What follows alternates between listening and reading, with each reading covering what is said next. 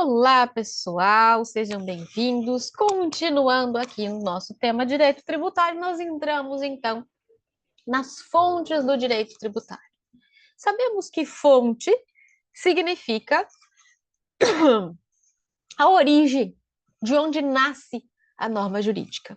No direito tributário, quando a gente fala de fontes do direito tributário, a gente tem a origem do direito tributário. E aí aqui nós temos uma divisão chamada então de fontes. Nós vamos ter no direito tributário as fontes materiais e nós vamos ter as fontes formais. Bem fácil para vocês gravarem fontes materiais. Quando a gente pensa em fontes materiais, vamos pensar em matéria. Não é efetivamente matéria física, mas matéria. O que seria essa fonte material? Seriam aqueles atos, seriam aquelas situações que dão origem à obrigação tributária. É quando, por exemplo, você vai lá e compra um carro. Você foi lá na concessionária, você comprou um carro, teve uma situação fática. Essa situação fática, ela é uma fonte material do direito tributário, que daí ele vai ver essa situação e vai dizer, preciso regulamentar, preciso tributar. E aí, a partir dessa situação, de uma fonte material, vem a fonte formal. O que é a fonte formal? É a norma. Veja, bem fácil, né? A fonte material é a situação, é o fato. A fonte formal é a norma que resulta de uma tentativa de regulamentar aquele ato praticado. Então, aqui, agora, nós não vamos estudar as fontes materiais, porque são situações fáticas. O que nós vamos estudar? Nós vamos estudar as fontes formais. E o que são essas fontes formais? São as normas que vão incidir sobre os atos. As normas jurídicas aqui, e claro, tomadas no seu sentido amplo. Pois bem, essas fontes formais, quando eu falo de fontes formais, eu estou falando num sentido amplo. E aí, quando eu falo no sentido amplo, fontes formais, as normas do direito tributário. Não vou conseguir nesse formato anotar, vai ter que ficar assim mesmo. Quando eu falo dessas normas que compõem ali o direito tributário, a gente tem o conceito de legislação tributária. E aqui eu preciso que vocês tenham muito cuidado do termo legislação tributária, porque é diferente de lei tributária, tá? O termo legislação tributária é diferente do termo lei tributária. Quando eu falo legislação tributária, eu estou falando de todo o conjunto de normas que são utilizadas no direito tributário. E aí sim, eu tenho as leis, eu tenho os tratados, eu tenho decretos, eu tenho resoluções, portarias, todas as normas que eu utilizo para regulamentar matérias tributárias está dentro do conceito de legislação tributária. Quando eu falo de lei tributária, aí especificamente eu estou falando de lei complementar ou lei ordinária, enfim, mas eu estou falando de lei no seu sentido específico. Por que eu preciso cuidar disso? Porque em algumas situações, por exemplo, aqui, lá no artigo 97 do CTN, esse aqui vai trazer um rol de matérias que só podem ser estipuladas através de lei.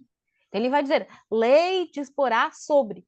Se eu pegar qualquer dos temas desse artigo 97 e prever, né, estipular, de forma diversa do que lei, ele vai ser considerado inconstitucional ou ilegal. Eu não posso.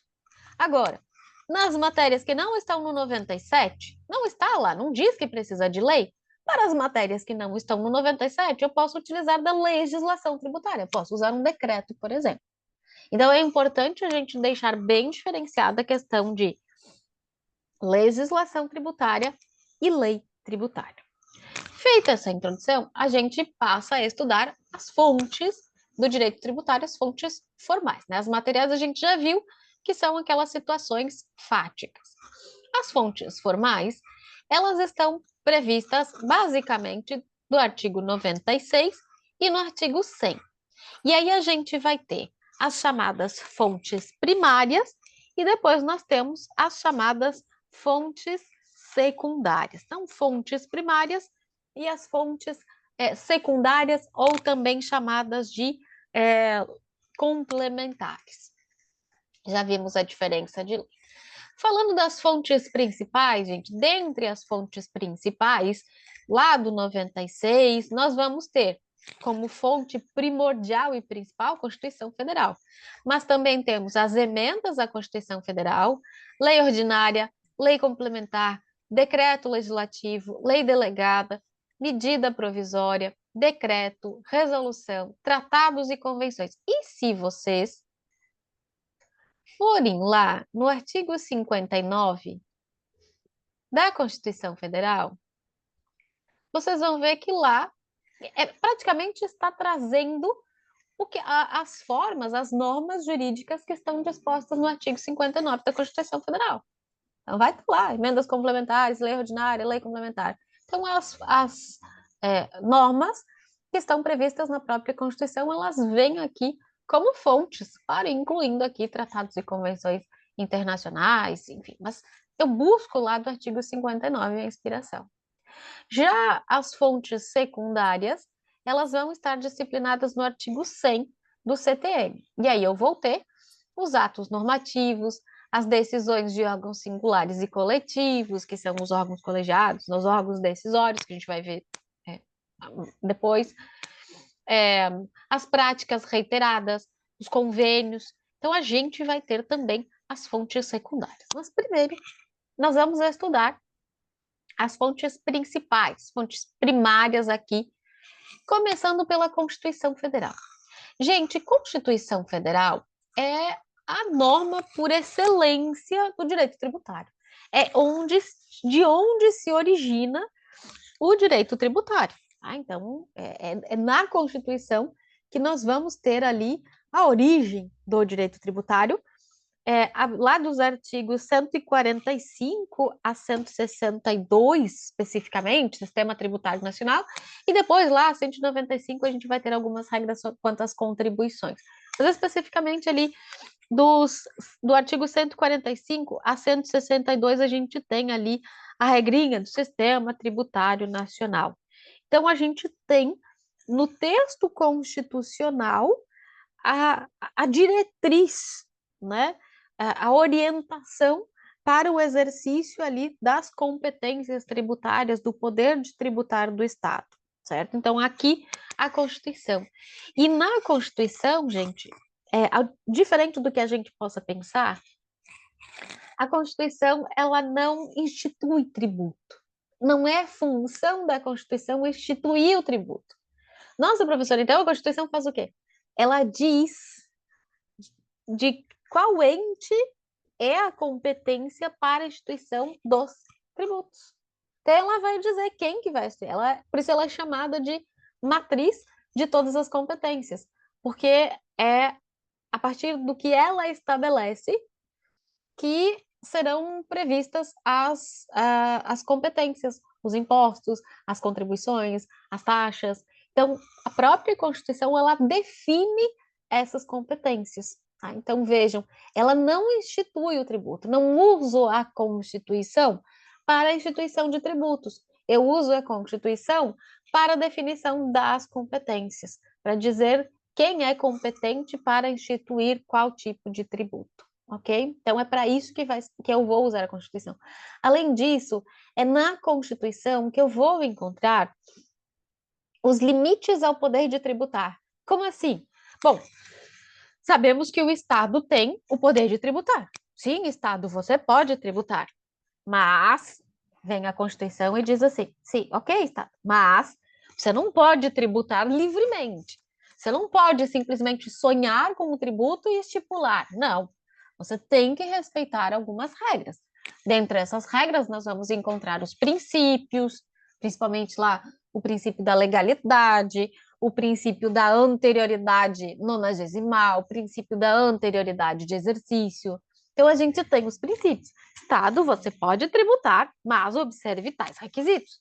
Você não pode simplesmente enfiar a mão no bolso do contribuinte. Você tem que respeitar algumas regras.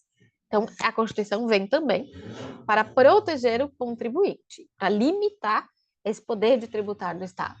E é onde eu encontro ali a estrutura dos meus princípios.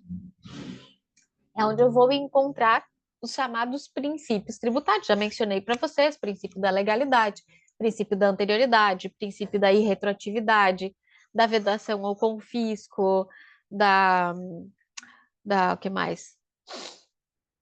Não limitação a tráfego, capacidade contributiva, isonomia, enfim, tem uma lista, não bitributação, obrigada. A gente tem vários princípios que a própria Constituição traz. Então, temos ali, sim, ela definindo quais são os princípios, ok? Aqui, só para vocês saberem, é União, Estados, Distrito, Município e Distrito Federal, tá? Uso a sigla, sempre que você vê essa sigla, eu falo Estado, eu tô falando União, Estados, Municípios, Distrito Federal, ok? Bom, sabendo que a Constituição faz isso, claro, como fonte primordial, né, originária do direito tributário, mas a gente tem também as emendas à Constituição, claro, sem atingir as cláusulas pétreas lá do artigo 60, parágrafo 4º, incisos 1 a 4, eu posso fazer emendas à Constituição. E a gente teve um exemplo muito claro de uma emenda constitucional em matéria tributária, que foi a reforma tributária apresentada lá em 2023. Então, a gente tem emendas constitucionais, temos alterações possíveis à Constituição em matéria tributária, mas, claro, sempre respeitando as cláusulas pétreas, lá do artigo 60, parágrafo 4º. Então, Constituição Federal, emendas constitucionais. Além disso, nós temos como fontes do direito tributário as leis ordinárias. A lei ordinária. Gente, assim, ó, quando a Constituição usa o termo lei, ela está se referindo à lei ordinária. Quando ela quer dizer que deve ser usado lei complementar, ela fala, mediante lei complementar. Então, se você vai ler a Constituição e você vai encontrar um artigo e diz assim, o tributo será cobrado de tal forma de acordo com o estipulado em lei. Ponto. Acabou ali, é lei ordinária. Agora, você vai, por exemplo, lá no artigo 148 da Constituição Federal, ele vai dizer, a União, mediante lei complementar, poderá instituir empréstimos compulsórios. Opa! Ela disse que é através de lei complementar. Então, ela estabelece quando ela quer que seja lei ordinária, quando que ela quer que seja lei complementar. Ah, por que, professor, essa distinção? Porque não é tudo lei. É tudo lei. Mas a gente tem diferença entre lei ordinária e lei complementar. Ah, quer dizer que uma vale mais, uma vale menos? Não. É que a Constituição, o Constituinte pensou assim. Eu tenho matérias que são mais comuns e eu tenho matérias que são mais sensíveis. E aí ele disse assim, quando eu tenho essas matérias sensíveis, eu quero uma atenção maior dos legisladores. Eu quero um número maior de legisladores como necessário para a aprovação dessa norma. Para que eles se debrucem com maior atenção sobre o tema. Então, por quê?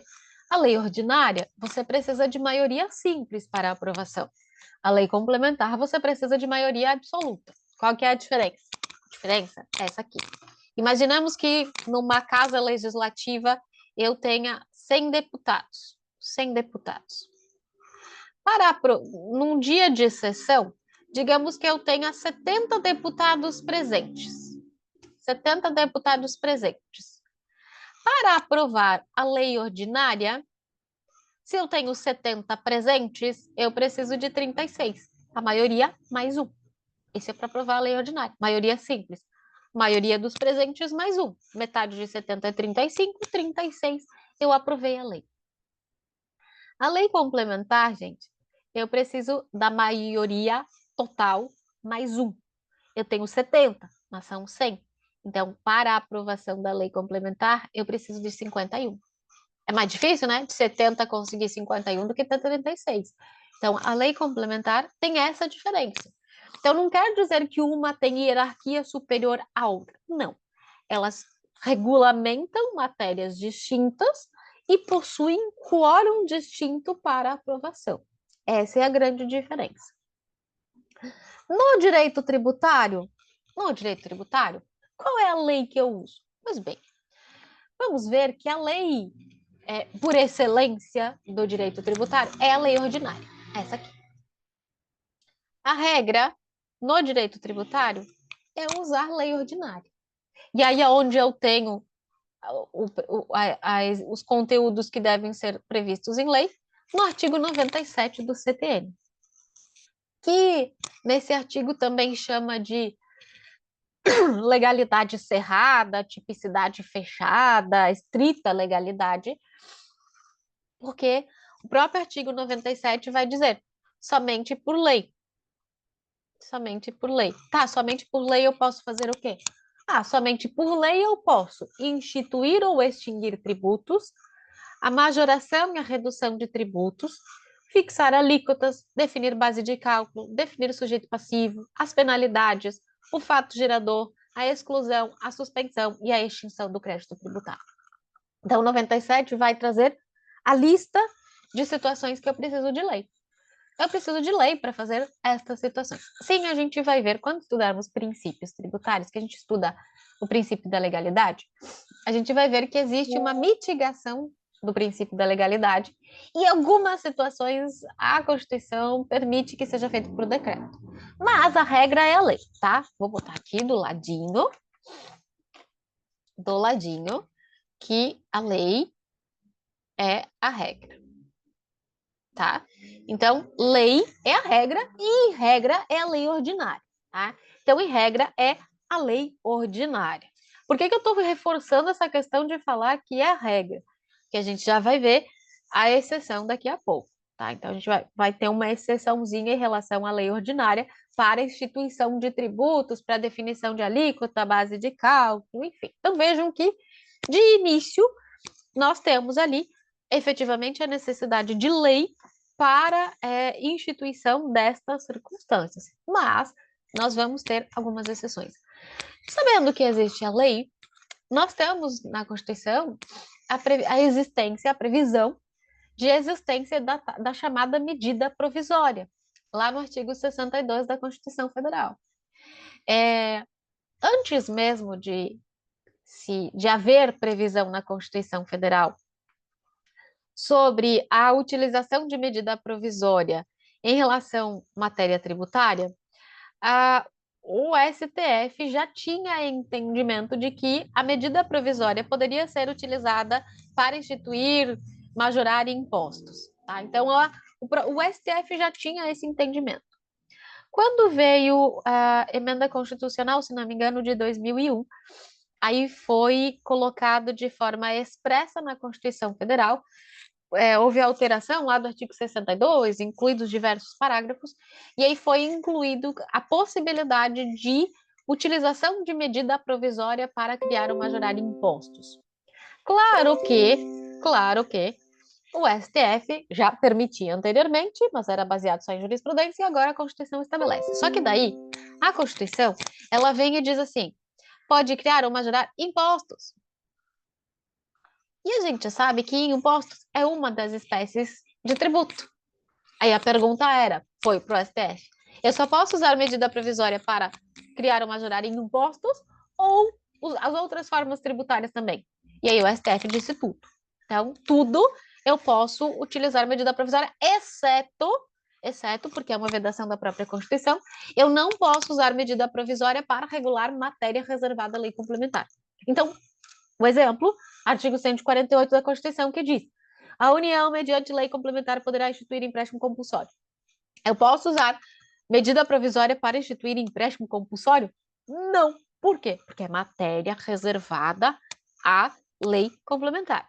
Matéria reservada à lei complementar não pode ser regulada via medida provisória. Tá bom? Então, eu posso usar medida provisória quando vocês forem estudar princípios. Vamos estudar toda a utilização da medida provisória, mas ela não pode ser utilizada para regular matérias reservadas à lei complementar. Então, quando a Constituição diz que a matéria é regulada por lei complementar, eu sei que eu não posso utilizar medida provisória. Ok, gente?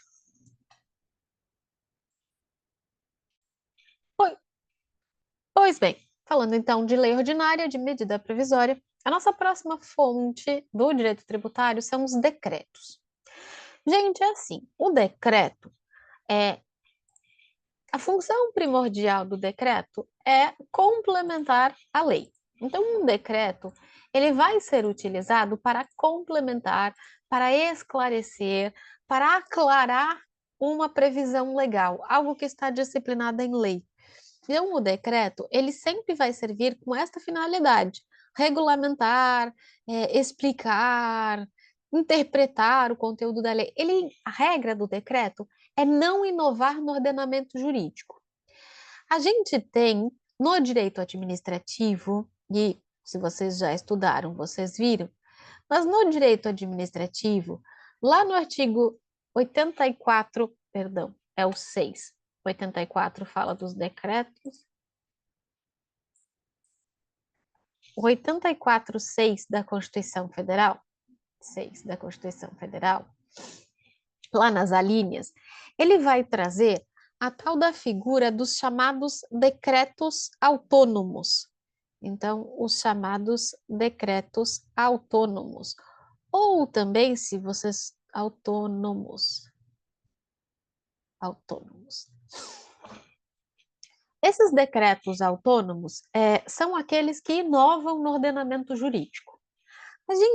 A gente tem a previsão desses decretos autônomos, mas lá em matéria administrativa, e para duas situações específicas: para a extinção de cargos quando vagos e para a organização administrativa, desde que não implique aumento de despesas. Então, para essas duas situações, nós podemos ter decretos que inovam no ordenamento jurídico, mas isso é lá no administrativo.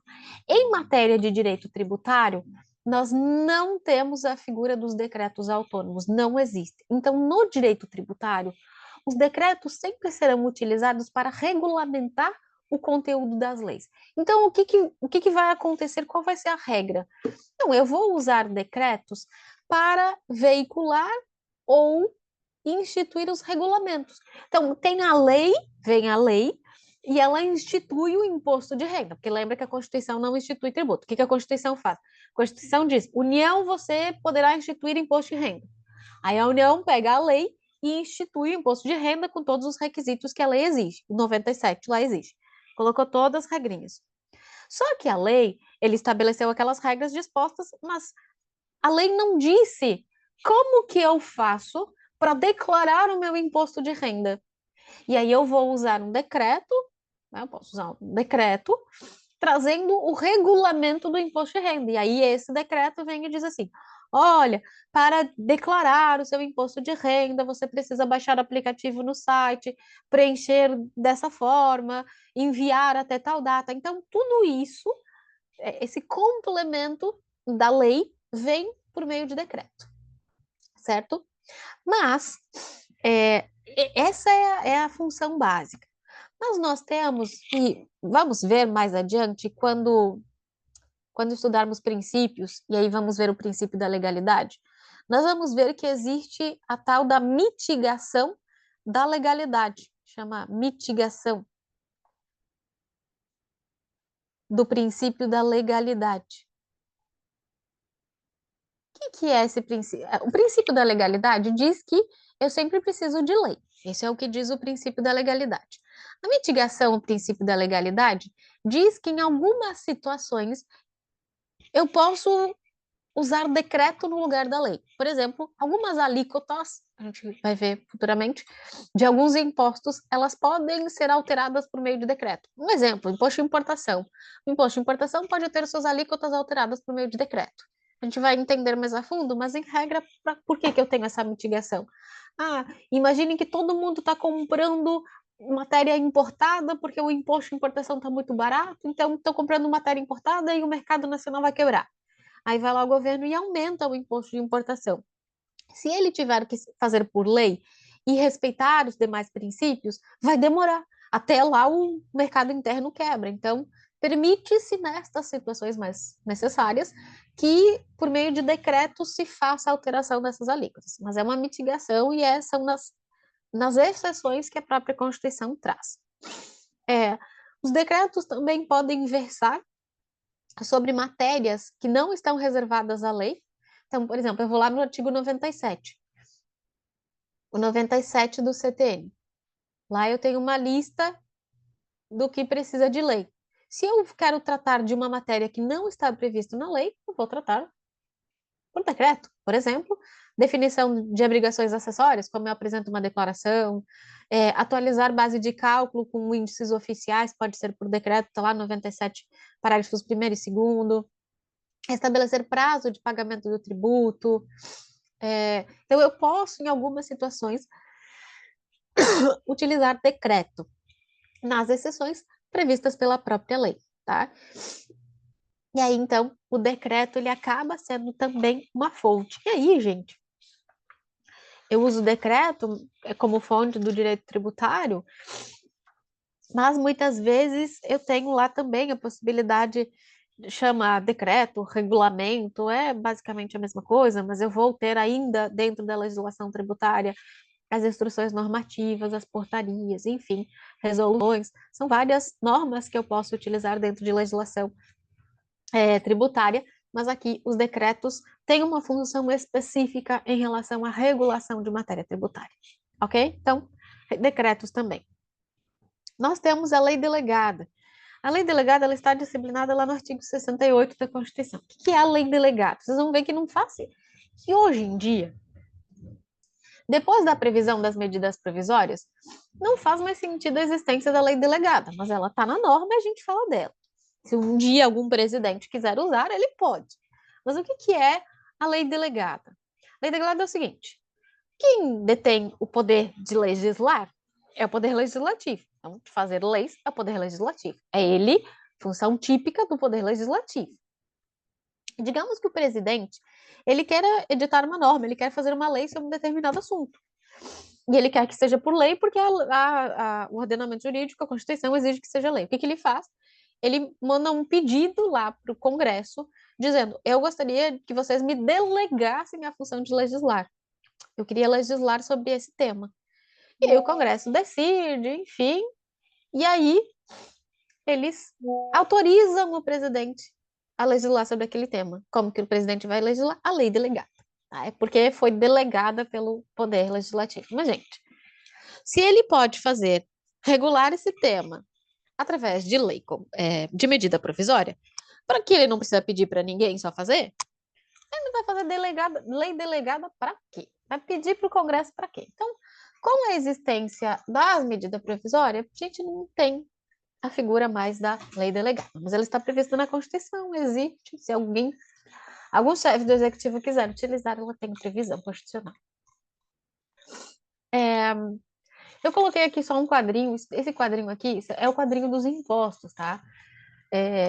Só para adiantar, a gente vai ver isso depois, mas os impostos da União, ela tem competência para instituir imposto de importação, imposto de exportação, imposto sobre operações financeiras, o imposto sobre produtos industrializados, o imposto de renda, imposto territorial rural, imposto extraordinário de guerra, ainda tem imposto sobre grandes fortunas, não foi instituído. Os estados, eles podem instituir o ICMS, que é o Imposto sobre Circulação de Mercadorias e Serviços, Imposto sobre Circulação de Mercadorias, o IPVA é o Imposto de Veículo Automotor e o ITCMD sobre transmissão, causa mortes e doação. Alguns doutrinadores chamam de ITCD, mas ITCMD. E nos municípios, o IPTU, que é Imposto sobre Propriedade Territorial Urbana, o ISS, que é sobre serviços, e o ITBI, que é transmissão de bens imóveis. Esse ITBI é compra e venda, no caso de compra e venda, transmissão onerosa, e o ITCMD em transmissão gratuita. Mas a gente vai estudar cada um deles só para vocês terem uma ideia de qual é o imposto de quem. 153 da União, 155 dos estados e 156 dos municípios. Pois bem, Entendido isso, a gente continua com as nossas fontes, e aí eu vou falar de uma fonte que confunde e que a OAB gosta muito. Já caiu na OAB questões envolvendo as resoluções, tá? Porque elas confundem, tá, gente? Porque elas confundem e eles gostam de confundir a nossa vida, né? Pois bem, olha só. A resolução, gente, um ato, né, normativo, um ato legislativo que é emanado do Congresso Nacional ou de algumas de suas casas, né, Câmara dos Deputados ou Senado Federal. Em regra, as resoluções elas não têm força normativa, tá? A resolução não precisa passar por sanção ou veto, enfim, em regra ela não tem força normativa. No entanto, é, em algumas situações, as resoluções, elas nascem com força de lei, tá? Então, elas, por vezes, têm força de lei. Via de regra, os entes públicos usam de resoluções para regular matérias interna corporis. Então, imaginem uma Câmara de Vereadores que precisa estipular como vai ser o funcionamento para registro de ponto dos servidores. Ele pode fazer isso através de uma resolução, porque é algo interno, tá? Ah, ele quer estipular um prêmio que será concedido pela Câmara. Ah, então, as matérias que são, elas servem para regular matérias internas dos órgãos, elas são reguladas por resolução e elas têm força de lei, mas elas não inovam no ordenamento jurídico. Em matéria tributária, gente, no direito tributário, as resoluções mais importantes, e é aquelas que a OAB gosta, são as resoluções oriundas do Senado Federal e que se referem a impostos estaduais. Tá vendo por que a OAB gosta delas? Porque é uma resolução do Senado que vai disciplinar impostos estaduais. Alguma questão referente ao imposto estadual. E aí, como é que vem a questão lá na prova? Vem assim. O Senado Federal emitiu a resolução determinando que a alíquota máxima, a alíquota do ICMS será de X%. Ou, o Senado Federal estabeleceu uma resolução dizendo que a alíquota mínima do IPVA é de 3%. Sei lá, tô chutando aqui. E aí ele diz assim: no estado de Santa Catarina, sendo ele competente, sendo o estado competente para instituir o IPVA, esta lei do estado de Santa Catarina estipulou o IPVA com alíquota mínima de 2%. A lei ordinária do estado de Santa Catarina está correta ou ela deveria observar a resolução do Senado Federal com a que estabeleceu a alíquota mínima em 3%. E aí você pensa: gente, o que o Senado está se metendo no imposto do estado de Santa Catarina? Não é possível. Não é lógico. Se o IPVA é de competência do estado, o Senado não tem nada que se meter aqui. E aí erra a questão. Claro, iriam errar, né? Porque agora vocês não erram mais. Porque agora vocês sabem que o Senado emite resoluções referentes às alíquotas dos impostos estaduais. Então, vocês vão dizer que aquela lei ordinária do estado de Santa Catarina não poderia ter estipulado a alíquota mínima diferente daquela estipulada pela resolução do Senado Federal, já que a Constituição diz que, nestes casos, é a resolução do Senado Federal que determina os limites. No caso do IPVA, o limite, né, mínimo. E eu coloquei aqui máximo e é mínimo. De IPVA. Então, o que acontece? Vocês vão lembrar, as resoluções, elas servem para estipular as alíquotas mínimas e máximas do ICMS nas operações internas. Então, para estas alíquotas, vai haver uma resolução do Senado Federal. Além disso, a resolução do Senado Federal vai vai estipular uma resolução para fixar alíquotas máximas de ITCMD. Então, vai fixar alíquotas máximas de ITCMD e a resolução do Senado Federal vai fixar alíquotas mínimas de IPVA. Então, vejam que nós temos e ainda, resolução do Senado Federal irá fixar alíquotas gerais de ICMS. Então, vejam que eu vou usar as resoluções do Senado Federal para fixar alíquotas, e aí elas podem ser gerais, podem ser mínimas e máximas, podem ser mínimas ou podem ser máximas, em relação aos impostos estaduais. Então, sim, usamos as resoluções. Por enquanto, nós estamos falando das fontes primárias, mas daqui a pouco, nesse mesmo material, nós temos fontes secundárias também. Um cuidado aqui, gente, é que pode vir uma pergunta sobre o ISS. Claro, quando a gente falar de ISS, isso vai ficar mais claro, mas as alíquotas mínimas e máximas do ISS são fixadas por lei complementar da União. Tá? Então, o ISS, mesmo sendo um imposto municipal, as alíquotas mínimas e máximas são fixadas por lei complementar federal. Tá? Então, a gente também tem essa exceção aqui em relação às normas que são utilizadas para a fixação de alíquota. A regra é que o próprio ente que institua o tributo fixe as alíquotas, mas para estes casos nós temos exceções, tá? Nos impostos estaduais e no ISS, que é o imposto municipal, que tem suas alíquotas fixadas por meio de lei complementar, está lá na Constituição, no artigo 156, parágrafo 3º, inciso 1 da Constituição. Beleza? Ok. Estas, então, as nossas resoluções, que também fazem parte das fontes formais do direito tributário. Qual é o outro exemplo, além do ISS? As resoluções do Senado Federal, que fixam as alíquotas referentes aos impostos estaduais, e a alíquota do ISS, só que daí não é por resolução, é por lei complementar. Tá? Então, essas são as exceções ali, a regra que cada ente institui as suas alíquotas. Feitas as resoluções, a gente chega nas leis complementares. E aí eu preciso de um pouco de atenção de vocês, não que vocês não estejam me dando atenção até agora, mas um pouquinho de atenção aqui nas leis complementares. Por quê? Eu disse para vocês, lá no comecinho, que a regra no direito tributário é a lei ordinária, tá?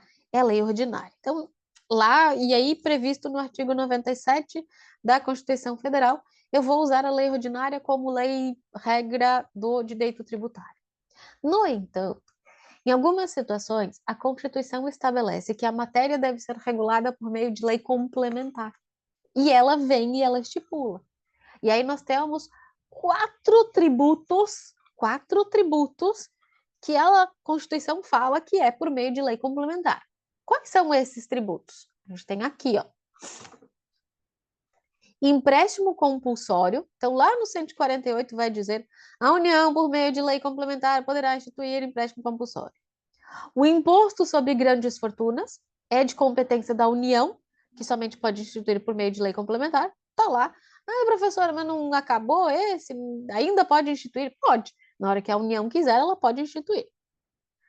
O imposto residual pode ser instituído, mas através de lei complementar. O que é o imposto residual? Eu mostrei para vocês, e a Constituição ela trouxe esses impostos aqui. Esses impostos aqui. São os impostos previstos lá na Constituição.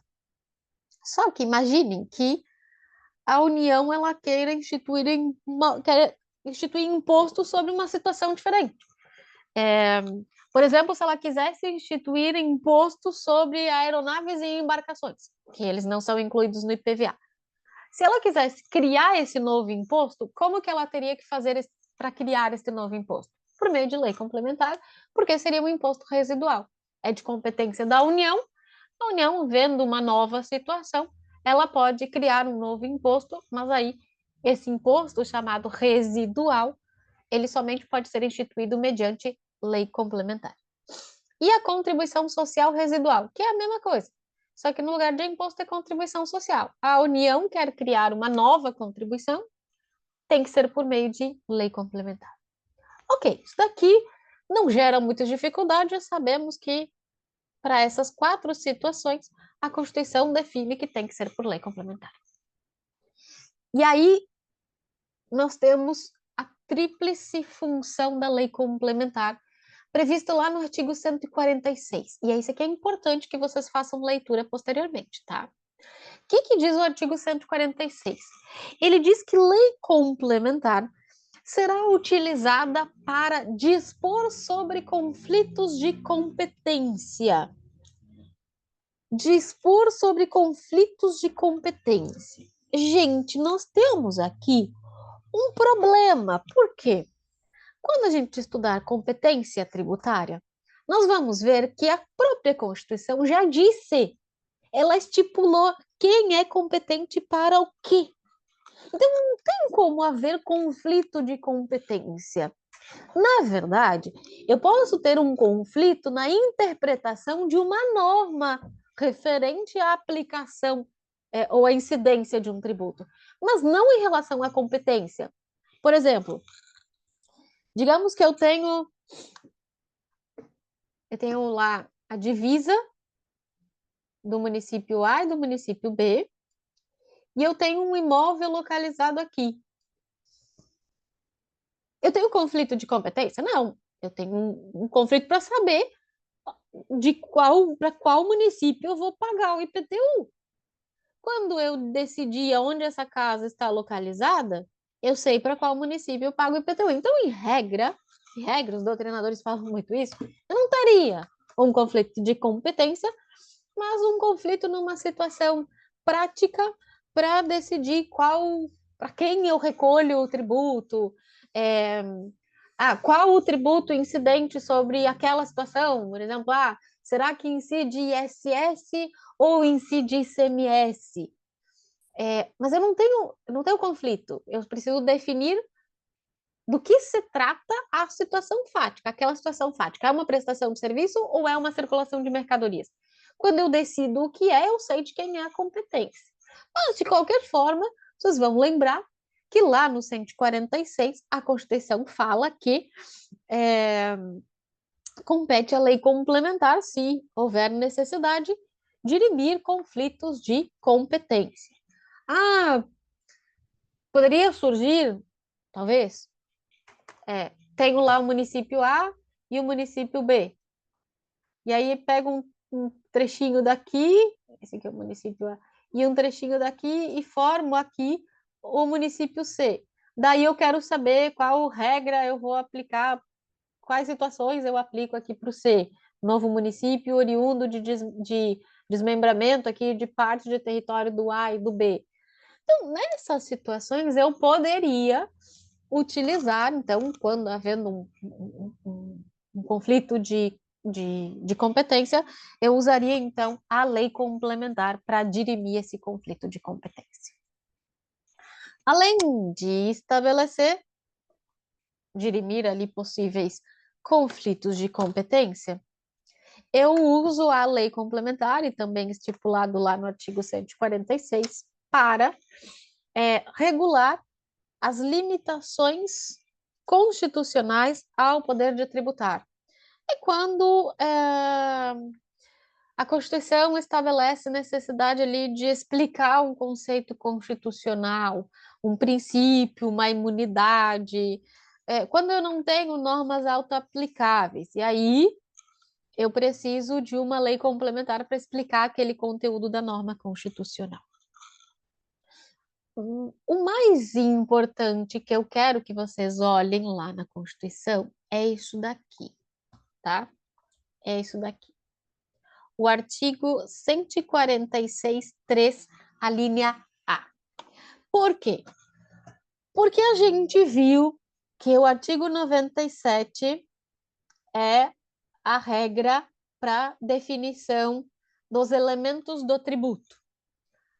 Só que lá na Constituição, no 146, a gente tem a seguinte previsão: cabe à lei complementar, lá no 3A, estabelecer normas gerais em matéria de legislação tributária, especialmente sobre definição de tributos e de suas espécies, bem como em relação aos impostos discriminados nesta Constituição, a dos respectivos fatos geradores, bases de cálculo e contribuintes, obrigação, lançamento, crédito, prescrição, decadência, adequado tratamento ao ato cooperativo e definição de tratamento diferenciado. Eles estão dizendo que para essas situações, eu preciso de lei complementar. Eu preciso de lei complementar para definir o que é obrigação tributária, lançamento, crédito. Eu já tenho essa lei complementar. Qual que é essa lei complementar? É o CTN. Professora! Mas o CTN não é lei ordinária. Pois então, gente, olha só. O CTN, que vocês sabem, é de 1966. O CTN, lá em 1966, ele foi editado, CTN, tributário, Código Tributário Nacional, CTN, tá? O CTN, ele foi criado, instituído em 1966, ou seja, antes de 1988. E antes de 1988, legislação ordinária poderia tratar de tributos. E aí, o CTN nasceu como uma lei ordinária. Só que, em 1988, a gente teve Constituição, que estabeleceu no artigo 146 que para regular matéria tributária tinha que ser lei complementar. E aí sobrou duas situações, duas possíveis soluções para o legislador. A primeira, rasga o CTN de 1966 e faz um novo do início, tudo novo, como lei complementar. Ou, segunda, ele recepciona o CTN como lei complementar. Ele diz, eu recebo o CTN, a partir de agora você vale como lei complementar no que você não contraria a Constituição. Diante das duas possibilidades, quais vocês acham que era menos custosa? Recepcionar o CTN. Então, o que aconteceu? O CTN surgiu como lei ordinária, mas foi recepcionado pela Constituição de 1988 como lei complementar. Hoje, se quisermos alterar o CTN, somente poderá ser feita esta alteração mediante lei complementar. E aí, quando o artigo 146 diz que lei complementar tem que definir obrigação, lançamento, crédito, tudo isso, o CTN faz isso. Esses artigos que estão aqui, 113, 142, 40, é tudo do CTN. O CTN, então, como lei complementar, já definiu tudo isso. Já definiu o tributo e suas espécies, lá no artigo 3º. Então, nós já temos essa definição.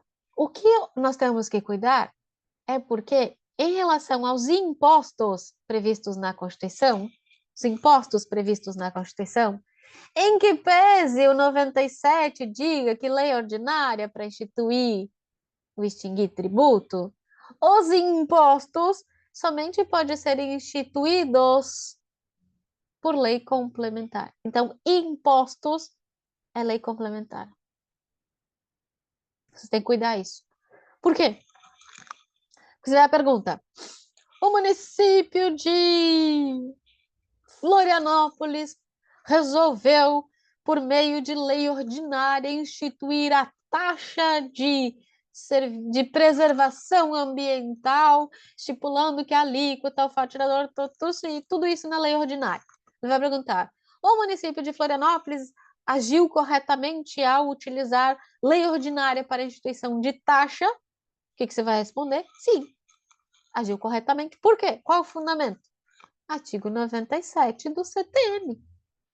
É a lei ordinária para instituir tributo, taxa um tributo, usou a lei ordinária, beleza.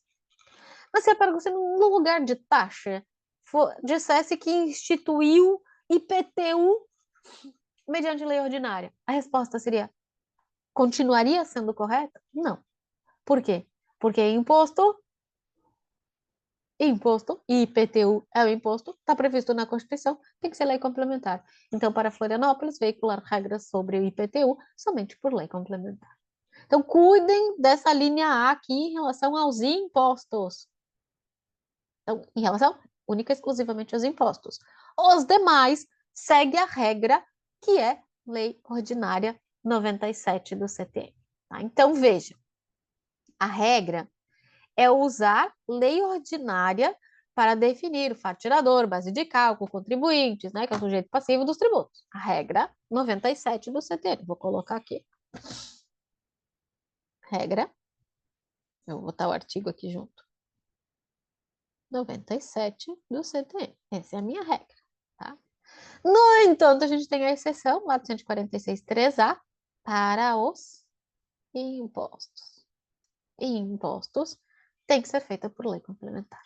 Tá? Então, cuidado com esta regrinha em relação aos impostos, que somente poderão ser previstos por lei complementar. E lá continua. Adequado o tratamento tributário a ato cooperativo, então, se trouxer ali regras em relação às cooperativas, tem que ser lei complementar. E definição de tratamento diferenciado e favorecido para as microempresas, isso também já foi feito, é a lei complementar 106? Ache, detesto quando dá branco na minha cabeça. LC 106. Vou conferir se ela para não passar. Eu falo dessa lei seguida, mas sabe aquela horinha que você precisa? Não.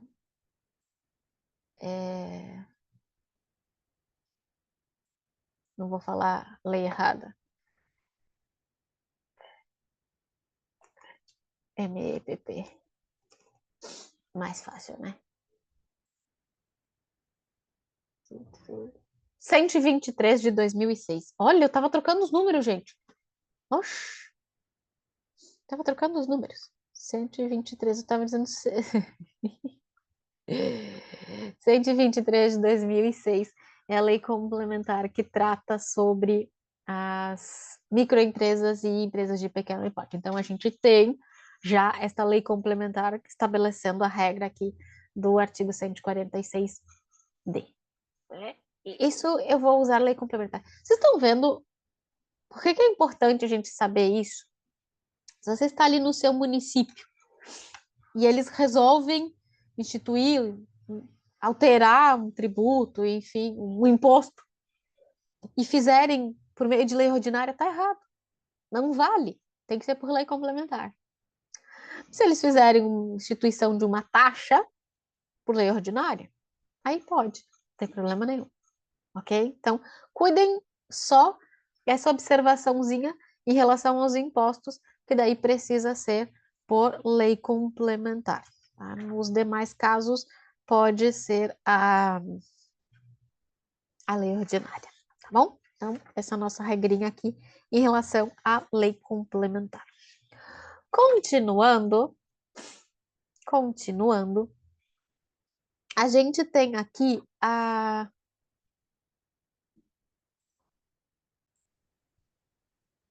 Entendida essa parte das leis complementares, lei ordinária, enfim, nós precisamos continuar aqui.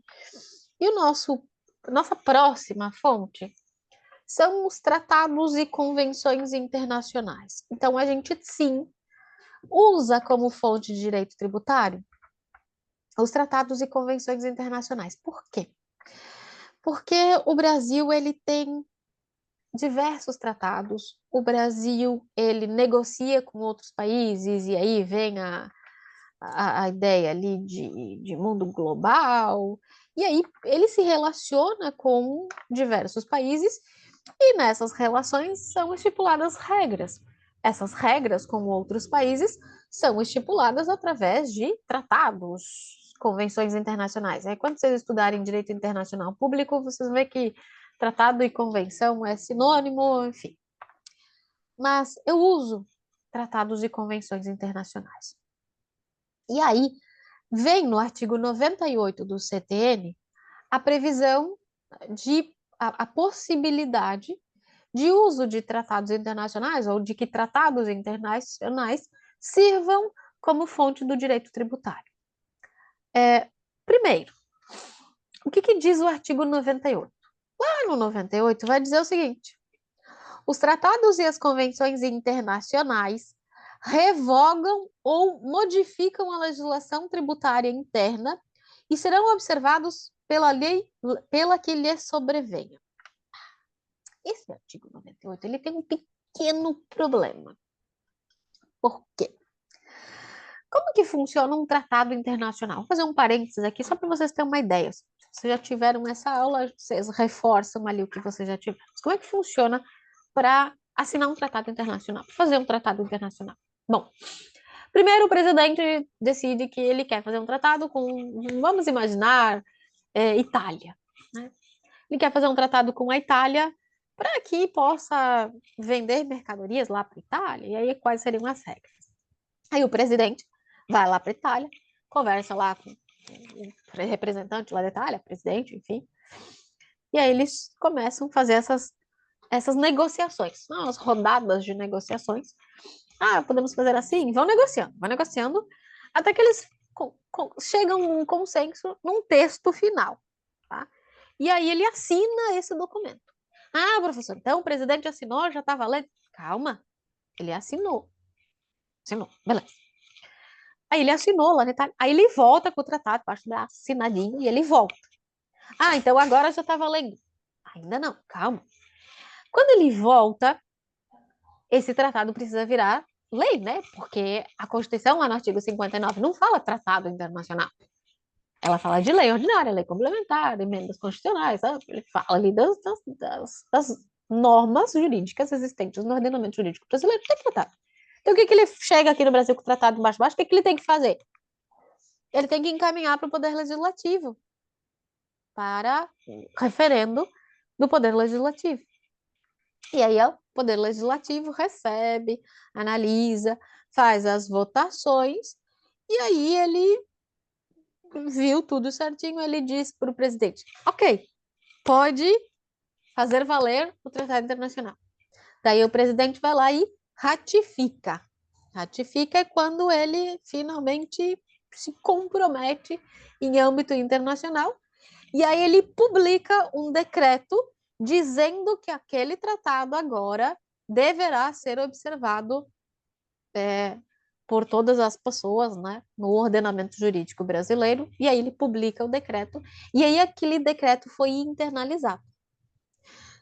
A regra é que tratados internacionais, quando internalizados, eles assumem a mesma hierarquia de lei ordinária.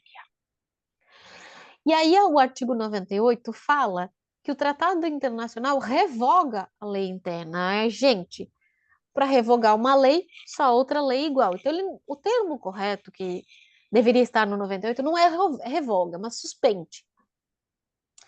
Porque ele não revoga a lei interna. Quando ele é internalizado, quando ele é publicado aqui no Brasil e passa a necessidade de ser observado, ele passa a ter hierarquia ali de lei. Tem uma discussão nos doutrinadores quanto à hierarquia dos tratados em matéria de direito tributário, que eles dizem que os tratados em matéria tributária eles possuem força supralegal, ou seja, eles estariam acima das leis e abaixo da Constituição, nesse meio. Então, eles seriam recepcionados com efeito supralegal. É uma discussão, para nós aqui nós não vamos entrar nessa discussão, ele é lei, tá? Lei. E aí o que acontece? Eu não vou ter esse tratado revogando a lei interna, mas pode acontecer de haver conflito. De haver um conflito. Como o tratado ele é específico, e aí vocês aprenderam que quando eu tenho antinomia de normas, o especial se sobrepõe ao geral, como o tratado é específico, ele suspende essa norma geral. Então, eu não vou usar a minha norma geral, mas eu vou usar as regras do tratado. Então, ele suspende a eficácia dessa norma geral que eu já tenho no país e eu vou observar o tratado internacional. No momento que o presidente for lá e precisar denunciar o tratado, eu não quero mais, esta lei interna volta a produzir efeitos. Então, não é revoga. Claro, gente, claro, cuidem. Você vai chegar numa prova de OAB, e aí a prova da OAB, ou prova de concurso, ou enfim, vai dizer o seguinte: de acordo com o artigo 98 do CTN, os tratados internacionais revogam a legislação tributária interna. Verdadeiro ou falso? Gente, claro que vocês vão marcar que é verdadeiro, porque isso está previsto no artigo 98. Sim, é letra de lei. Se a pergunta for sobre letra de lei, você responde que sim. Agora, se perguntar, for uma pergunta aberta para você explicar se realmente os tratados revogam lei interna, aí vocês vão dizer que não, que eles vão suspender, enfim, fazer toda essa explicação. Certo? Então, sim, os tratados internacionais eles vão ser utilizados em matéria tributária, né, já pacificado pela jurisprudência. Tem essa discussão se o tratado em matéria tributária se sobrepõe à lei. Tem defensores que colocam ele numa hierarquia superior à lei, sim, existe isso. Tá? Vocês vão encontrar doutrinadores defendendo a posição supralegal dos tratados internacionais. Ok? Então, tem também. Mas então, vejam, em resumo, gente, eu posso utilizar tratados internacionais como fonte do direito tributário. Okay? Então, sim, eu sou utilizado. A gente tem vários tratados internacionais com outros países e eu uso eles aqui como normas de direito tributário. Ok? Então, também tratados internacionais são fontes do direito tributário. Eu coloquei para vocês. Vamos ver. Tratados internacionais que não acarretem encargos ou compromissos gravosos ao patrimônio nacional podem ser aprovados. Quando vocês forem estudar direito internacional público, faz tempo que eu vi isso, tem, tem, os, tem um termo específico que é, se eu tentar ver se eu consigo lembrar, porque tem os tratados de ius cogens e tem os tratados, se não me engano, tem um nome agreement no nome deles. E estes que são os XXX agreements, que são tratados que não acarretam patrimônio, não afetam alguma coisa, esses menorzinhos ou de conteúdos menos impactantes, eles pode haver a dispensa da necessidade de passar pelo Congresso Nacional. Eu não lembro o nome agora. Executive Agreements, é algo assim, mas é que faz tempo que eu estudei Direito Internacional Público, tá? E aí eu teria que ir lá dar uma olhadinha de novo. Mas tem um professor muito bom que eu estudei por ele, e agora eu não sei onde está meu livro de Direito Internacional Público. É Direito Internacional Público e Privado, mas está em algum lugar, que eu não sei aonde, aqui na minha estante. Mas ele fala, esses pequenos, esses que tratam de conteúdos mais simples, pode haver a dispensa de passar pelo Congresso Nacional. Agora, em sua grande maioria, os tratados eles precisam passar pelo referendo do Congresso Nacional para ir depois para ratificação, aí sim para publicação. Tá? A regra é que eles passem por todo esse rito processual e encaminhado pelo Congresso Nacional. Esses menorzinhos de conteúdo assim mais simples, pode haver a dispensa, tá? Mas quando vocês estudarem DIP, Direito Internacional Público, o professor com certeza vai poder clarear a mente de vocês em relação a isso e ele vai dar o nome certinho. Ok, só para gente finalizar aqui a parte das fontes formais principais, trouxe aqui o 146, depois vocês façam a leitura desse artigo lá na Constituição para ficar claro.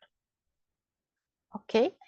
Aí sim, estudamos as fontes formais primárias ou principais, então esses atos normativos primários, né, as leis principalmente, e a gente tem as fontes formais secundárias, que são chamadas ali de subsidiárias ou normas complementares. E é subsidiária, tá? Eu não falei errado, não. As pessoas falam subsidiária, mas não é subsidiária no português correto. A pessoa estou estudando português, daí eu estou aprendendo algumas coisas que a gente tem uns costumes de falar. É isso. Não dizer a pessoa falou errado, não. É assim mesmo que fala. As normas secundárias, elas são fontes que vão servir para complementar a legislação tributária. E aí a gente vai ter a previsão das fontes secundárias lá no artigo 100 do CTN. Então, o artigo 100 do CTN vai trazer. Eu não coloquei aqui, não coloquei, olha. Mas é que eu coloquei lá antes, tá? Artigo 100 do CTE. Então, o artigo 100 do CTN, ele vai trazer as fontes complementares. E aí ele diz, ó, são normas complementares das leis, dos tratados e das convenções internacionais e dos decretos. O que que eu tenho como normas complementares? Os atos normativos expedidos pelas autoridades administrativas, as decisões dos órgãos singulares ou coletivos de jurisdição administrativa, que a lei atribui eficácia normativa, as práticas reiteradamente observadas pelas autoridades administrativas e os convênios que entre si celebrem a União, os estados, o Distrito Federal e os municípios. Bom, o que são esses atos normativos expedidos pelas autoridades administrativas? O que são esses atos normativos, gente? São comandos dos órgãos do Poder Executivo que vão propiciar, facilitar a aplicação da lei, do tratado ou do decreto. São atos internos, de caráter geral, claro, um ato administrativo, que vai servir ali para orientar os contribuintes, para esclarecer as possíveis dúvidas dos contribuintes e para orientar, instruir os servidores públicos que são encarregados de efetivar os atos e os procedimentos administrativos referentes aos tributos. Então, vem lá de uma uniformização de procedimento. Se eu não uniformizo o procedimento, se eu não uso um ato interno para dizer como que funciona, cada órgão ia ter o seu. E aí, coitado dos contribuintes. Cada local que ele chega, ele descobre que é um documento diferente que ele tem que apresentar. Então, para evitar tal situação, se usam esses atos normativos para que se estabeleça qual é o procedimento, enfim, o que eu tenho que observar. Então, imagine o seguinte: eu falei para vocês, primeiro exemplo do imposto de renda. Tem lá a lei da União que diz que institui o imposto de renda. Aí tem o decreto, que é o RIR, né? O Regulamento de Imposto de Renda, que estabelece lá as regrinhas.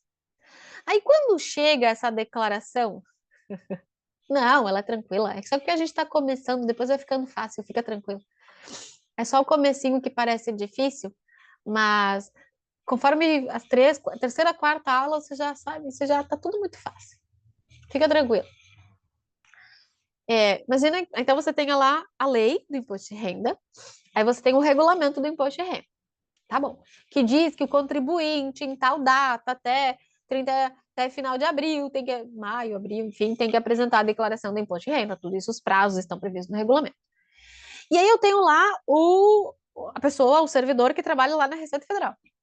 E aí ele recebe essa declaração. Ele precisa de um ato interno, que daí é esse ato normativo, que diz: servidor, quando você receber essa declaração, você vai conferir se ela preenche o requisito X, Y e Z, aí você vai encaminhar para tal local. Então, vai dizer o caminho que ela vai seguir.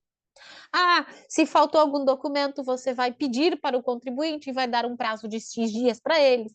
Então, esses atos normativos, eles servem para isso, para orientar o funcionamento dentro lá dos órgãos públicos.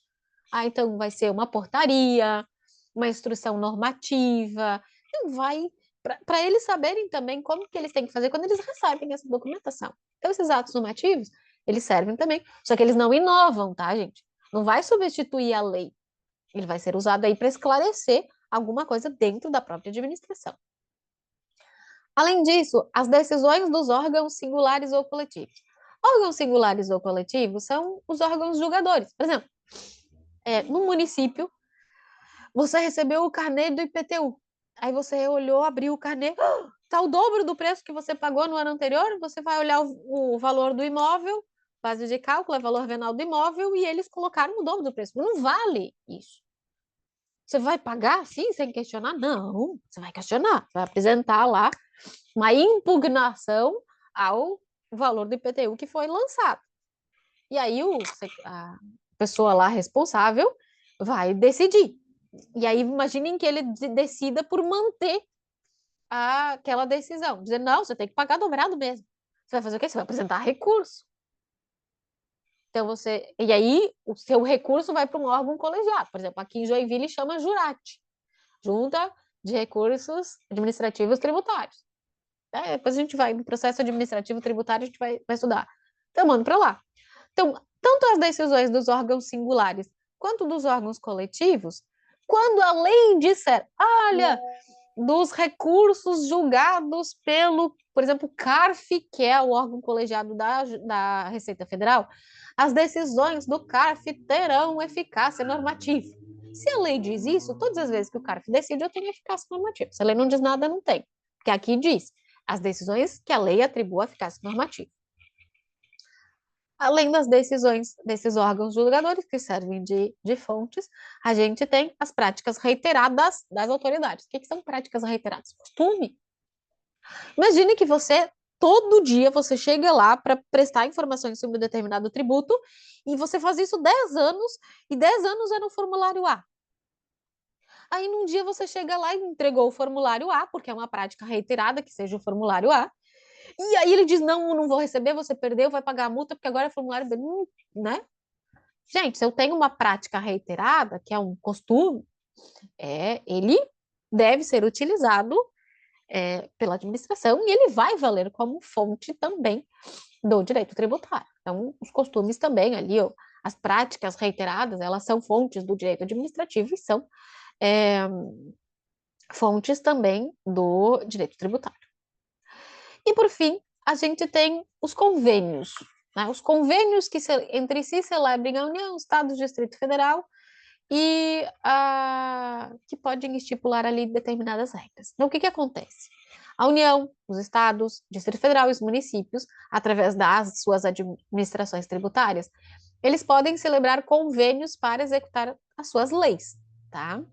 Esses convênios genéricos são chamados de ajustes ou convênios de cooperação ou de colaboração, tá? Então, eu uso convênios, gente, para diversas situações. Eu posso usar um convênio para prestação de um serviço público, né? Um acordo de colaboração, um acordo de cooperação, enfim, eu posso usar para diversas situações os acordos. Tá, só deixa eu, antes de falar do convênio, voltar aqui. Prática reiterada é um costume. É um costume utilizado no dia a dia administrativo. Tá? Então, costume administrativo, quando imaginem que a autoridade, os auditores lá, eles pegam a norma que diz que tem lá uma regra para apresentação de uma declaração ou para um pedido de isenção de IPTU. E faz 5 anos que eles interpretam aquela norma dizendo que você comprova um requisito através do formulário A. E 5 anos eles interpretam dessa mesma forma, que quando a lei fala formulário, ele está se referindo ao formulário A. Então, o que ela faz? Você acredita, você como contribuinte, acredita que se você seguir aquele entendimento e apresentando o formulário A, você está agindo corretamente. E aí ela serve como norma complementar do direito tributário. Tá? Se eles mudarem e a partir de agora eles dizem, não, mas agora a gente entende que esse formulário que a lei fala é o formulário B. Eu mudei o entendimento. Até então todo mundo acreditava que era o A, inclusive você entendia que era o A. Agora você mudou a interpretação. Quando você muda a interpretação, ela só vai valer para situações futuras. Eu não posso prejudicar as pessoas que acreditaram num costume que você tinha de dizer que era o A.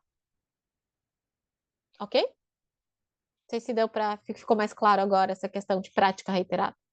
Reiteradamente, quando eu exijo o pedido de isenção, eu exijo que seja apresentado o formulário A, porque quando eu leio a lei, eu entendo que a lei diz que é o formulário A. Ah, mas agora, ontem eu estava lendo, final de semana eu estava lendo a lei e me parece que não é o A, é o B. Ah, então todo mundo que entregou no A não vale. Não, pera lá. O contribuinte agiu pensando que estava correto, porque até então era assim que você entendia. Aí só vai valer para situações futuras. Então, é uma prática reiterada, é um costume que vale. E ele serve como norma complementar. Em relação aos convênios, a gente tem esses convênios que são gerais, que eu uso, eu posso ter em todas as disciplinas, tá? Administrativo, tal. Eu tenho esses ajustes, os convênios que são feitos entre os entes públicos ali para, né, determinar algumas atuações. Então, eu tenho esses convênios. Eu posso fazer, por exemplo, convênios fiscais ali, é, sei lá, de uma assistência mútua para, sei lá, permuta de informações. Ah, a Receita com a Secretaria da Fazenda Estadual fazem um convênio para troca de informações para poder facilitar a fiscalização tributária. Tem um convênio, sim. Esses convênios gerais, eles são diferentes dos convênios de ICMS. Tá? A gente vai estudar posteriormente o que são convênios de ICMS. O que o inciso 4 está falando são estes gerais aqui. Aí eu posso utilizar estes convênios gerais aqui como fontes complementares do direito tributário, que é diferente dos convênios de ICMS. Convênios de ICMS, eles são feitos lá em âmbito de CONFAS, né? E a gente vai estudar mais adiante, para não confundir vocês agora. Então, quando eu faço o convênio de ICMS, ele é feito lá, celebrado lá no âmbito do CONFAS, que é o Conselho Fazendário, as regras previstas na própria Constituição, que estabelece ali regrinhas específicas sobre ICMS. O que nós estamos falando aqui de convênios que servem como fontes do direito tributário são os convênios aí gerais que celebram União, Estados, Distrito Federal e municípios entre si.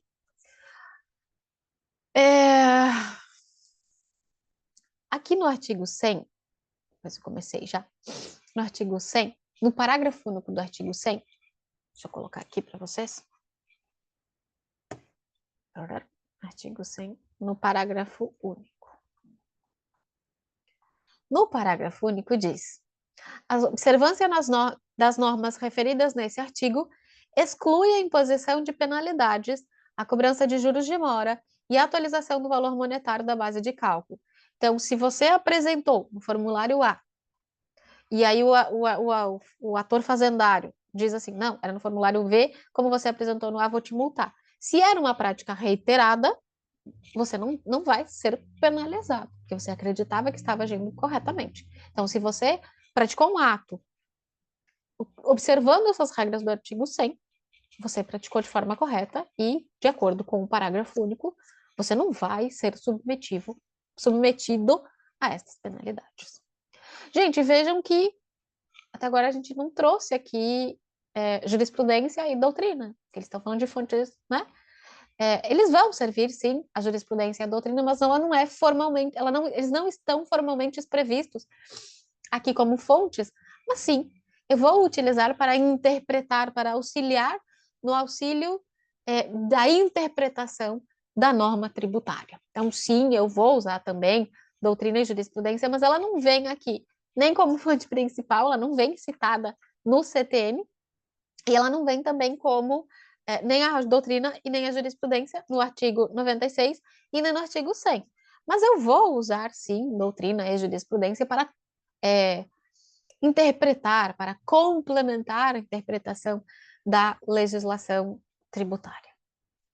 Certo? Dúvidas até aqui, gente? O que vocês ficaram de dúvidas? O que não ficou entendido em relação às fontes do direito tributário? Tudo em ordem? E o direito tributário, gente? Nós vimos, então, que ele envolve todas essas regras. As normas constitucionais, previstas no 145 a 162, entre outras. O nosso CTN, que é a Lei Federal 5172, lei complementares, resoluções do Senado Federal, leis ordinárias, medidas provisórias, decretos e regulamentos. Como eu mencionei, aos pouquinhos vocês vão entendendo, fiquem tranquilo. Gente, só para finalizar aqui, o nosso CTN, como eu mencionei para vocês, vejam, ele é de 1966, Lei 5172. Ele surgiu como lei ordinária, mas com a Constituição de 88, ele foi recepcionado com o status de lei complementar. E ele vai fazer parte das nossas aulas a partir de agora. Nós vamos estudar as leis. Hoje já vimos o 96, 97, 98, 100. Dei uma olhadinha no 99 ali no meio. E ele vem dividido, disposto da seguinte forma: as disposições gerais, no artigo 1º a 5º, competência tributária, 6º a 15º, os impostos, do 16 a 76, as taxas, as contribuições de melhoria, distribuição de receitas tributárias, a legislação tributária que a gente viu até agora, obrigação tributária, crédito tributário e administração tributária. Ele é tranquilinho, a gente vai passar por cada um desses artigos, vocês tenham sempre o CTN junto com vocês, porque nós vamos passar por cada um desses artigos. Ok, gente? Alguma dúvida?